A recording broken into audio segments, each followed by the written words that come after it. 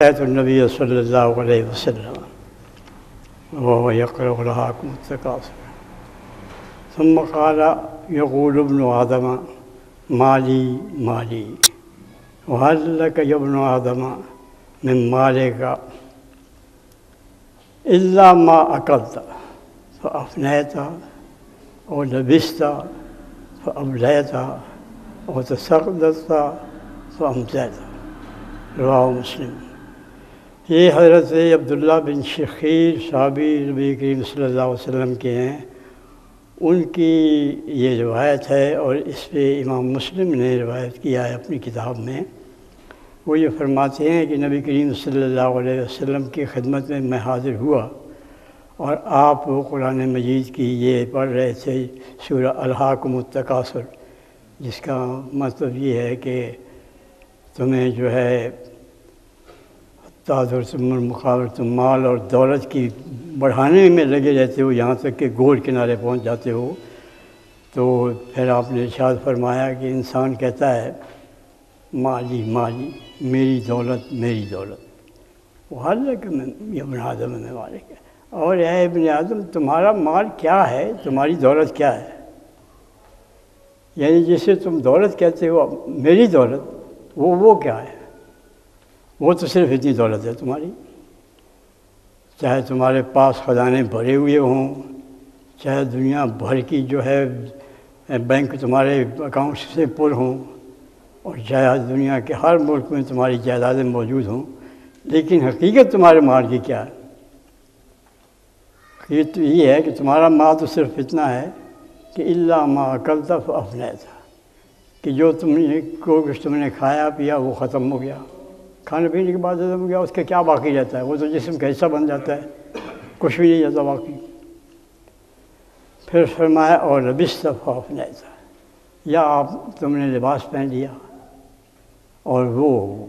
پرانا ہو گیا، ختم ہو گیا پھٹ پٹا کے، اور تصدقت فامسیت، یہ چیزیں دونوں تو ختم ہو گئیں۔ جو تم نے کھایا پیا وہ تمہارے جسم کا حصہ بن گیا یا پھر ہو کے خارج ہو گیا، وہ بھی ختم۔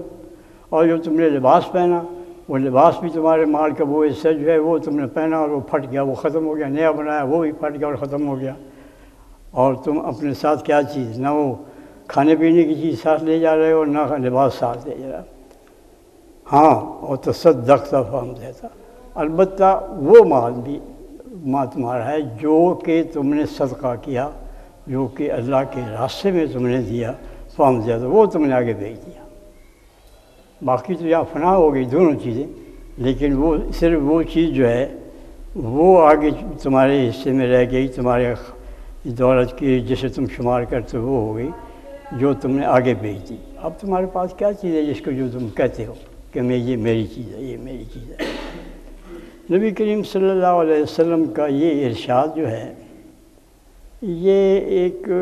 یعنی جسے کہنا چاہیے کہ حکمت کا بھرپور خزانہ ہے۔ اس میں انسان یہاں دولت اکٹھی کرتا رہتا ہے اور وہ کبھی اس کا پیٹ بھرتا نہیں ہے۔ ایک نبی صلی اللہ علیہ وسلم کے دوسرے ارشاد میں ہے کہ لو کان لابن آدم وادیان من ذہب لابتغى ثالثا، اگر انسان کے پاس دو وادیاں سونے کی بھری ہوئی ہوں، دولت کی بھری ہوئی ہوں، کوئی بینک، کوئی بکس نہیں، کوئی ڈبہ نہیں، وادیاں بھری، وادی میں آپ دیکھیں کتنا آتا ہے، تو وہ یہ نہیں کہے گا کہ یہ دو وادیاں مجھ سے میری ضرورت سے یہ بھی بہت زیادہ ہیں، مجھے اتنی دولت کو، اتنے سونے کو اور اتنی چاندی کو، اتنی مال دولت کو کیا کرنا ہے؟ نہیں، وہ کہے گا مجھے تیسری وادی بھی چاہیے۔ تو یہ پیٹ جو ہے یہ مال سے نہیں بھرتا۔ اس لیے نبی کریم صلی اللہ علیہ وسلم نے اپنے ایک اور ارشاد میں فرمایا کہ جو تم سے مال و دولت میں زیادہ ہے اس میں اپنے سے مال و دولت کے معاملے میں تم اپنے سے نیچے والے کی طرف دیکھو۔ وہ دیکھنے سے تمہیں یہ خیال ہوگا کہ دنیا میں ایسے لوگ بھی موجود ہیں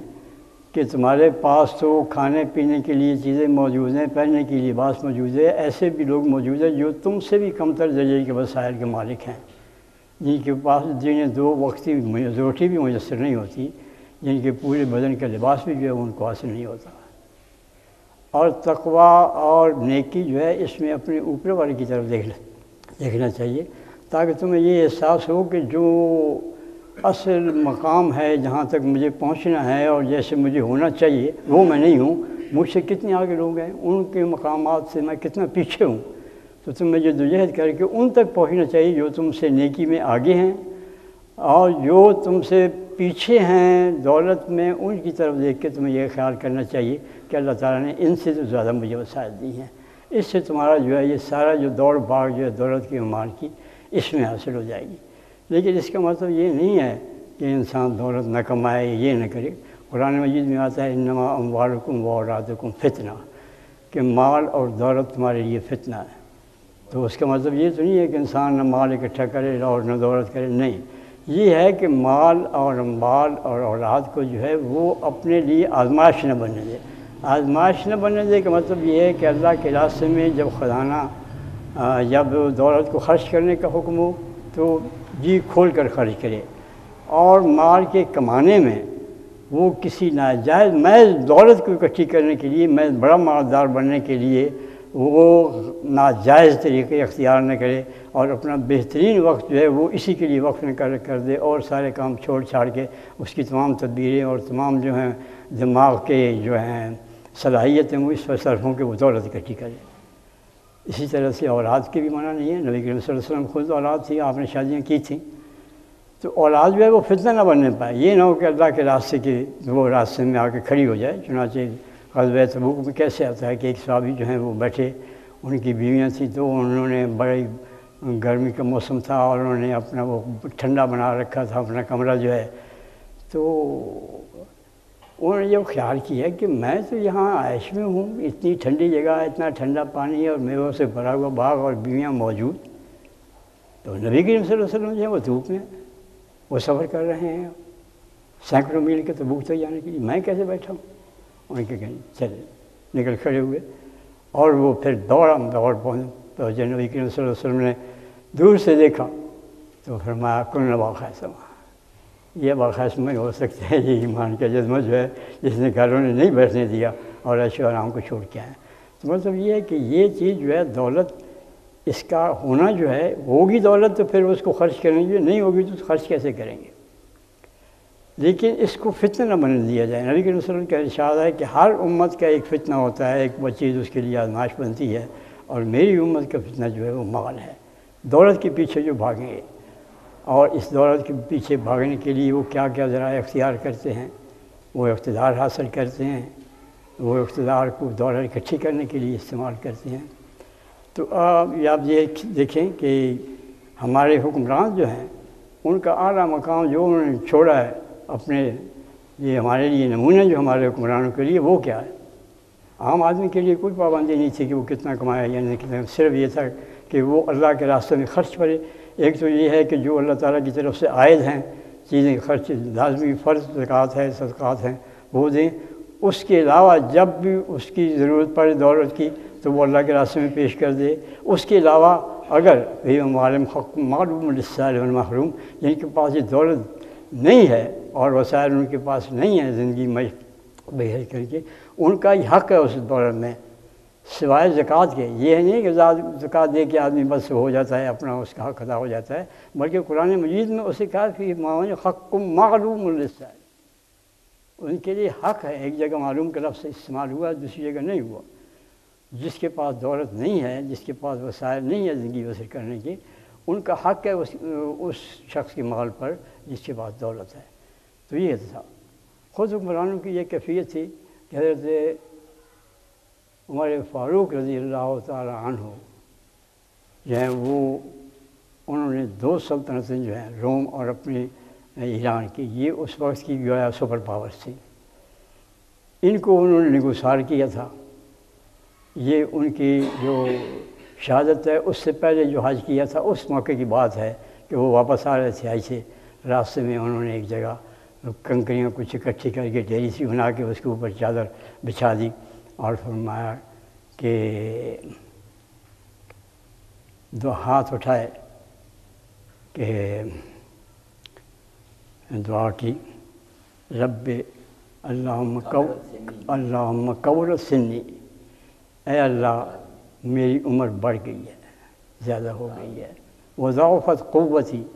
اور میری قوتیں جو ہیں وہ کمزور ہو گئی ہیں، وانتشرت رعیتی، اور میری رعیت جو ہے وہ بہت پھیل گئی ہے،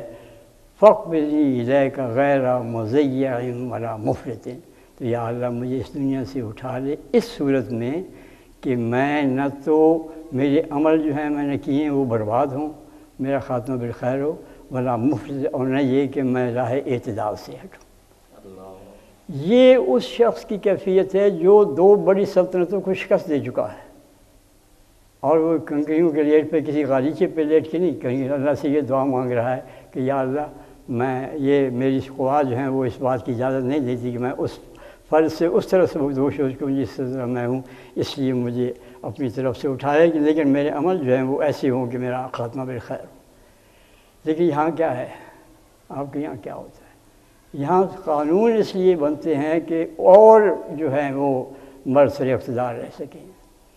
یہاں آپس میں مختلف سیاسی قوتوں کے اور اقتدار صاحب اختلاف قوتوں کے سمجھوتے اس بات پہ ہوتے ہیں کہ انہوں کی جو اربوں دولت جو لوٹی ہے، ایک تو یہ ہے کہ اس کو اس کے حلال کر دیا جائے، اس سے پیٹ نہیں بھرا ہے، اور مزید دولت کمانے کے لیے لوٹ مار کرنے کے لیے مزید موقع دیا جائے۔ یہ ہوتا ہے معاہدہ، اور یہ ہوتا ہے، اور اس کے لیے قانون بنتا ہے کہ پچھلی لوٹ معاف 90 ارب کی، اور اگلی لوٹ کے لیے یہ ہے کہ موقع فراہم کیا جائے گا، حالانکہ وہ جو پہلے قانون بن چکا ہے اس میں یہ ہے کہ 2 ٹرم سے زیادہ آئندہ کوئی وزیر اعظم جو ہے وزیر اعظم نہیں رہ سکتا۔ لیکن ان کا یہ ہے کہ کیونکہ وہ تو 90 ارب تو ٹھیک ہے، لیکن وہ 2 وادیاں جو ہیں سونے کی وہ تو پھر نہیں نا پوری ہوتی، وہ تیسری بھی چاہیے، اس کے لیے پھر اور چاہیے کہ تاکہ ہم مزید لوٹ سکیں۔ اب اندازہ لگائیے کہ پھر کہاں سے وہ روب اور کہاں سے وہ دبدبہ اور کہاں سے وہ چیزیں ہیں جو کہ ہم اپنی تاریخ کی کتابوں میں پڑھتے ہیں، اور جو ہمارے لیے ہمارے اکابر نبی کریم صلی اللہ علیہ وسلم کے خلفاء رضی اللہ تعالیٰ عنہ ہمارے لیے چھوڑ کے جا چکے ہیں۔ دولت کی اس حوث کے ساتھ پھر یہ ہم یہ توقع رکھتے ہیں کہ دنیا کے اندر ہماری کوئی عزت ہو۔ دنیا کے اندر ایک مذاق بن گیا ہے ہمارا کہ ہم دولت کو، لوٹی ہوئی دولت کو جائز کرنے کے لیے اور آئندہ دولت کو لوٹنے کے لیے جو ہے ہم قانون بناتے ہیں۔ اس سے زیادہ کیا ذلیل ہو سکتی ہے، ذلت ہو سکتی ہے کسی قوم کی کہ وہ اس کے لیے قانون بنائے۔ دنیا میں لوٹ مار ہوتی ہے، حکمران جو ہیں وہ کرتے ہیں، لیکن یہ کہ اس کے لیے قانون بنائے باقاعدہ کہ پہلی 90 ارب، اور یہ نہیں کوئی 10-20 ہزار یا 2-4 مرلے، یہ نہیں، 90 ارب وہ جائے، اس کے لیے قانون بن رہا ہے، اور آئندہ کے لوٹنے کے لیے موقع ہے کہ آپ ٹھیک ہے اور بھی ٹرم میں اور سے لوٹیں۔ کتنی شرمناک بات ہے کہ ہم کہاں سے زمین پر آسمان سے ہم کو دے مارا، آسمان سے ہم زمین میں گرے ہیں، اور اب ہم اس کو کہتے ہیں کہ یہ روشن خیالی ہے۔ روشن خیالی یہ ہے کہ ہم تمام دنیا کے اندر ذلیل ہیں، کوئی دنیا کی قوم اپنی قوم پر بمباری نہیں کرتی، یہ ہمیں شرف حاصل ہے کہ ہم اپنی قوم پر بمباری کرتے ہیں، اور اس لیے بمباری نہیں کرتے ہیں کہ وہ ملک کے باغی ہیں یا غیر وفادار ہیں، بلکہ اس لیے وفاداری کرتے ہیں کہ جس کی وجہ سے ہمارا اقتدار قائم ہے، وہ اقتدار جس کے بارے میں یہ معلوم نہیں کہ کل کسی گولی کی نظر ہو جائے گی ہماری جان، اور کل ہم بچتے ہیں کہ نہیں بچتے ہیں، اس کو برقرار رکھنے کے لیے ہم نے اپنے سینکڑوں آدمی خود مار دیے، اور اپنے سینکڑوں فوجی جو ہیں وہ مروا دیے، اور سینکڑوں فوجی جو ہیں وہ اپنے ہاتھ ان کے ہاتھ گرفتار کر دیے، اور ہم چلتے ہیں انگلینڈ سے چلتے ہیں، وہاں سے دبئی سے چلتے ہیں، اور بڑے کر و فر کے ساتھ چلتے ہیں، اور یہ ہے کہ لاکھوں آدمی جو ہیں استقبال کے لیے موجود ہیں کہ ہمیں ایک اور موقع مل رہا ہے اپنے ملک پر حکمرانی کرنے کا، ہمیں ایک اور موقع جو ہے کہ لوٹ مار کرنے کا۔ اس کے لیے ہم سمجھتے ہیں کہ ہم یہ پبلک پاپولیرٹی، آپ اس پبلک کو بھی دیکھیں، اس پبلک کو بھی دیکھیں جس کو ہم پبلک کہتے ہیں، ابھی وہ کیا پبلک ہے، اسے یہ تمیز نہیں ہے کہ لٹیروں کو وہ خیر مقدم کہتی ہے، لاکھوں کی تعداد ان سے خیر مقدم کے لیے پہنچتی ہے، اور یہ 150 آدمی جو وہاں مارے گئے ہیں کراچی میں، کل جو اللہ تعالیٰ کے روبرو پیش ہوں گے تو وہ کیا پیش گئے کہ ڈاکوؤں کو، لٹیروں کو اور غاصبوں کے لیے وہ آئے تھے، انہوں نے اپنی جان لڑائی تھی، کیا جواب دیں گے وہ؟ انا للہ و انا الیہ راجعون۔ اللہ تعالیٰ ہمیں ایسے حکمرانوں سے اور ایسے حکومت کے خواہش مندوں سے محفوظ رکھے اور نجات دے، اور اللہ تعالیٰ اپنے نیک بندوں کی توفیق دے کہ وہ ہمارے لیے کام کرے، اور ہمیں بھی اپنی جو کچھ کوشش کرنی چاہیے، اپنی دام درہم میں سخن ہے وہ اس بات کے لیے صرف کرنی چاہیے کہ اللہ کے نیک بندوں کا اوپر آئیں۔ وآخر دعوانا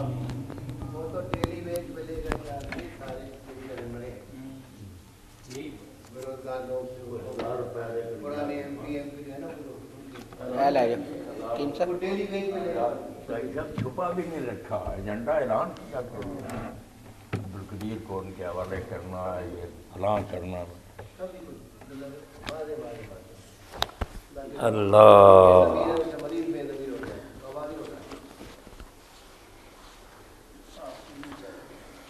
اللہ اکبر۔